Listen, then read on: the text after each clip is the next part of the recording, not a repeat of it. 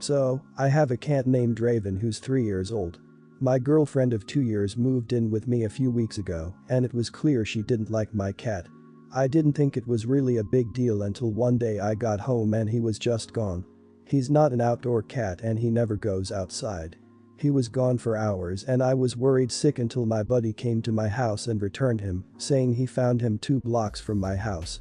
I asked my girlfriend how my cat, who has never tried to go out before, ended up that far from my house, and she admitted to kicking him out. I was furious, saying she had no right to kick him out and told her that since she thought she had the power to kick my cat out, I wanted her out of my house by the end of the month. She cried that she had nowhere to go and that she would have to live on the streets. I said I didn't care and told her to leave by the end of the month. My friends think I'm being too harsh, but my cat could have died because of her and I don't want her trying anything else. Am I the idiot? Not the idiot. If I were you, I would definitely safeguard your cat until then. Maybe you can get someone you trust to look after your cat until then. People who are abusive often target their partner's pets, by the way. As for her not having a place to stay, she might have a point there if she let her old place go to move in with you. Giving her until the end of the month might not be enough. There is no way you should ever have anything to do with this person again, but no one deserves to be thrown out on the streets. So you might have to scramble to help her get a place or give her some money to hold her over. Sorry you are in this horrible situation.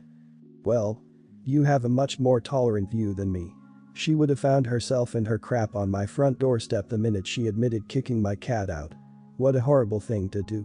Poor Raven, hope Kitty is okay. I have an indoor boy and he's frightened of outside. He runs when I open the front door and he'd be traumatized if someone kicked him out.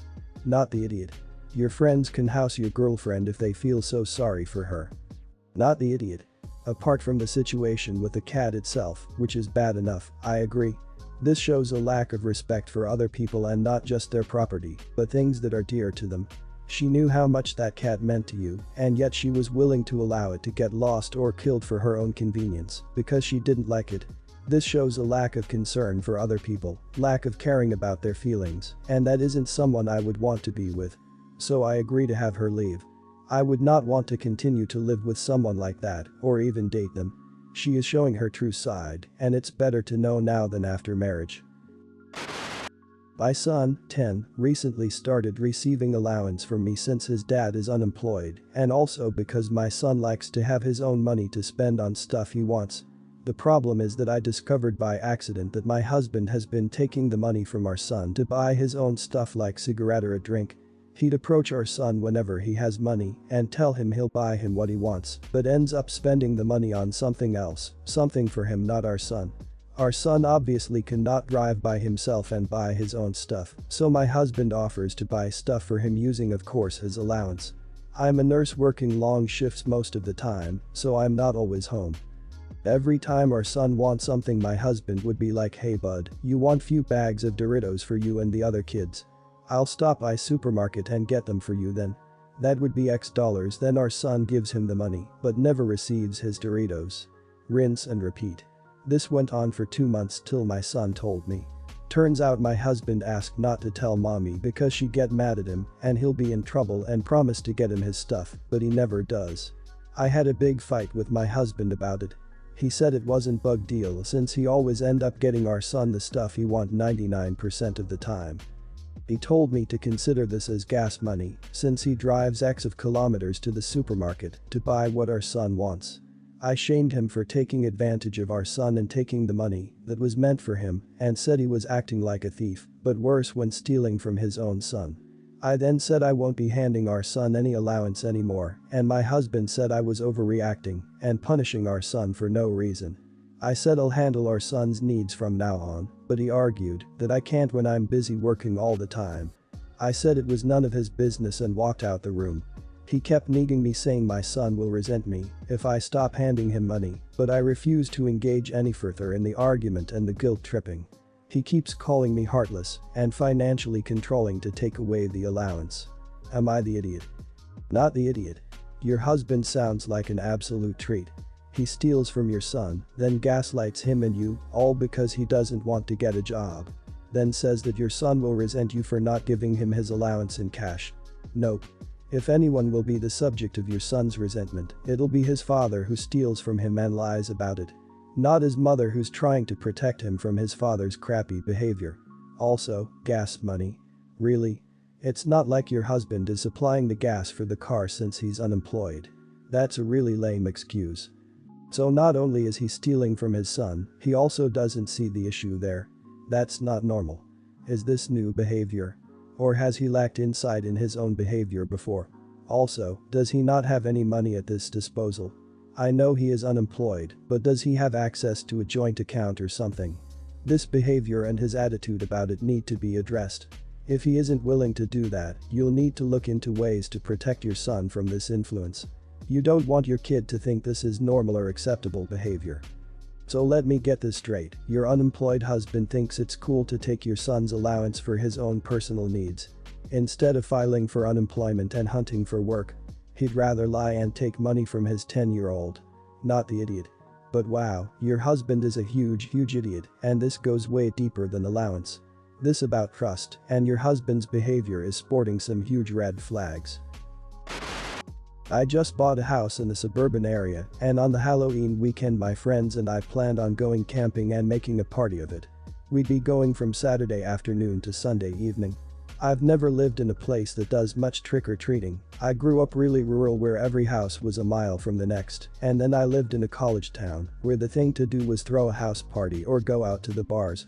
So when I absent-mindedly headed out on my camping trip leaving my outdoor lights on and pumpkins on my porch, I didn't think much of it. I got home from camping and there were a bunch of kids and parents waiting on my porch, and when I was driving up I heard my neighbor yell to the group she's not answering the door, and then I remembered Sunday was actual Halloween. My friends and I celebrated on Friday and Saturday nights. I got home and the neighbor on one side asked me where I'd been. It was almost the end of trick-or-treating, and I'd been away all day and missing their texts. I said I was camping, then driving a carpool of my friends home from camping. My neighbor said I'd really inconvenienced him by setting up my decor for trick-or-treat, leaving all the lights on, and then not being home, making him tell groups every few minutes all night to not bother waiting. I said sorry, I didn't remember it was trick-or-treating that night. The neighbor next door on the other side came by at that point and said that this is a really big neighborhood for trick-or-treat, it's a family neighborhood, and it wasn't neighborly of me to be away for Halloween and not participate. I started to get frustrated because I hadn't even known Halloween was a big deal to them. I hadn't even remembered it was actually Sunday and not Saturday, and I felt like they were mad because I didn't do something that I didn't even know would be important to them. Like if one of them said Halloween is really important to them in advance and they'd like me to contribute, I could have tried to be home or put out a bowl of candy or something. I told both neighbors that it wasn't fair of them to be mad over something I didn't even know would be a big deal, and they said that it should have been obvious to me not to decorate for Halloween and leave the lights on and then go out. Am I the idiot for being away on Halloween? I don't live in the USA, but this is insane. Nobody is obligated to be at home for their neighbors at any time. Nobody is obligated to keep their lights off to prevent being pestered in their own home. It is good security practice to leave lights on in a home when you are away overnight to give the impression of occupation. It's also completely reasonable security practice for what sounds like a single female to leave her porch lights on for when she will be coming home in the dark. The entitlement of these people is mind-boggling to me. I remember when my wife and I were doing premarital counseling, a big part of it revolved around conflict resolution. One thing we were warned about doing was having expectations that were never communicated and then becoming angry when those expectations were not met. Your neighbors could probably use a dose of this. So, not the idiot. Side note. This situation could probably all go away with a little effort. This is really extra, but you could make baggies and put them in a basket by the street with a sign saying, "Sorry I wasn't here for Halloween." Take one. I don't know, could be a little much, but your neighbors would probably get off your back and would think a lot of you, which could end up being the difference in any future disputes. Your house, your decor. Would they have ganged up on you if you had decorated the yard and then been out trick-or-treating with a child? It sounds like they might have, actually, because they sound like idiots through and through. You're absolutely allowed to decorate your home and then go party elsewhere for the night. None of the kids will remember who was home last year and who wasn't. Why the hell did they just stand there and loiter?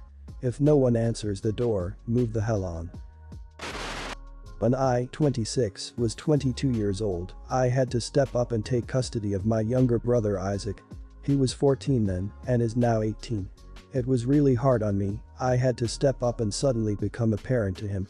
Our parents were addicts and they're not in the picture, and almost all family abandoned us, promised to be there and just never stepped up. Isaac is a really sensitive kid. Sometimes he has really bad panic attacks and needs huge amounts of reassurance. He's not so independent on the emotional side, but he is still very responsible and doing good in school.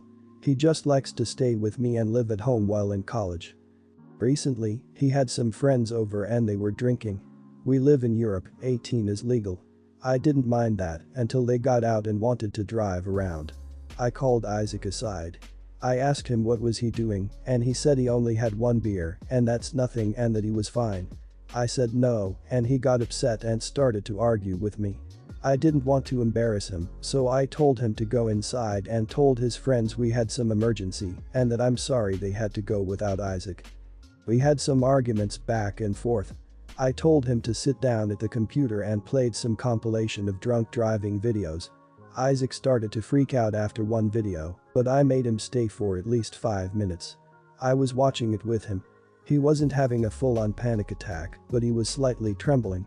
After that, he just apologized and went to his room. He didn't get out for about 3 hours, and when he did, he wasn't talking to me much. Only short answers. I'm scared I traumatized him. Not the idiot. Drinkers almost never report the correct total of drinks they've had. Cops regularly hear the just 2 beers and have the acronym JTB, knowing that some of them will swear to it despite blowing a BAC of 22. You did the right thing. This is coming from a former drunk driver, sober now 8+ years. I did nearly kill myself in an accident in the early 2000s, no other person and vehicle involved. In my opinion, we can't do enough to inform young people of the dangers of drunk driving. Your son will get over the video. He said he had 1 beer, isn't that the legal limit? If so, you are the idiot. If he's not some crazy irresponsible crackhead and you've whipped this out on him when he hasn't done anything morally or legally wrong, I don't see where you were going with this. If he had not in fact had 1 beer though, then I'm still not sure this was entirely appropriate, but I see why you're mad. I in no way support drinking and driving. Not the idiot. My grandpa worked in railroad safety and showed me a video of a woman and child stuck in the car on the train tracks with the train coming, not gory or even real. It was for a safety campaign. I have never, not once, stopped on the tracks. I will only start moving over the tracks if there is enough space for my car on the other side. I get angry when I see others drive onto the tracks without having enough space on the other side. If I'm in the car with someone who does it, I will tell them off. It was obviously very effective, even if it left me shaken at the time. I met my fiancé on vacation and now live abroad. Despite this, my friend and I have kept up regularly and are still best friends. 6 months before I was engaged, my partner and I started planning a destination wedding. We didn't want a wedding in either of our home countries and wanted for all of our closest friends and family to get to know one another and celebrate our relationship, since it will be near impossible to ever have everyone together again.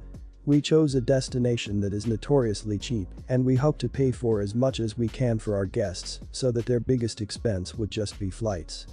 We understand that most people can't afford an international flight with 6-12 months notice. So before we were even engaged, we told our closest friends and family our plan to give them time to save.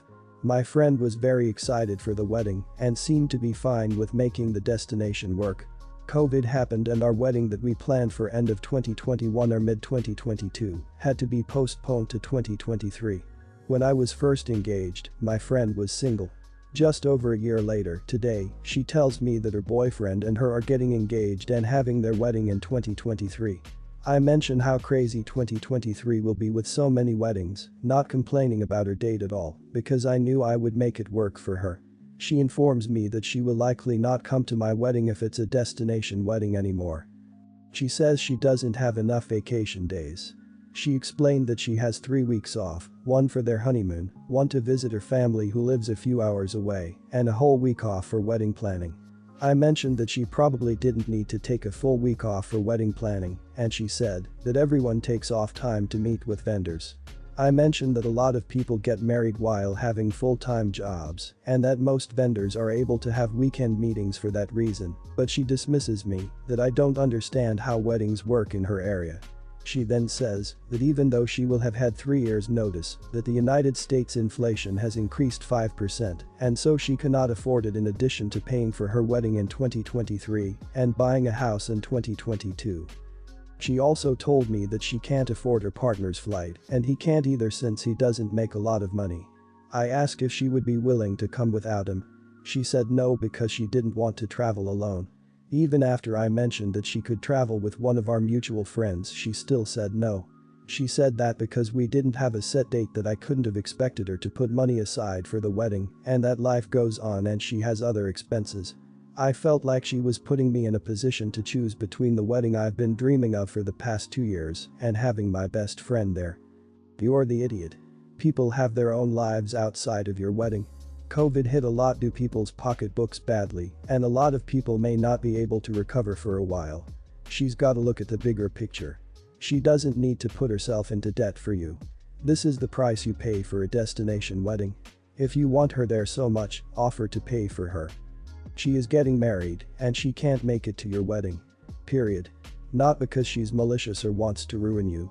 They don't make a lot of money and plans have changed. You should be happy for her and plan another way to celebrate together. Don't try to dictate her plans and make her out to be a bad person because she isn't prioritizing you over herself. People cancel on weddings all the time. It's not the end of the world. If you're truly friends, you'll get over it. From what it sounds like, your friend just doesn't have the time or the money to go to your wedding. She doesn't sound mad. This is what happens when you have a destination wedding. People can't go. You're making this all about you and ignoring the fact that your friend's life is changing in a lot of ways. Congratulate your friend on her engagement and getting a house and let it be. You can set up a Zoom call so that people who can't go to your wedding can still watch it live.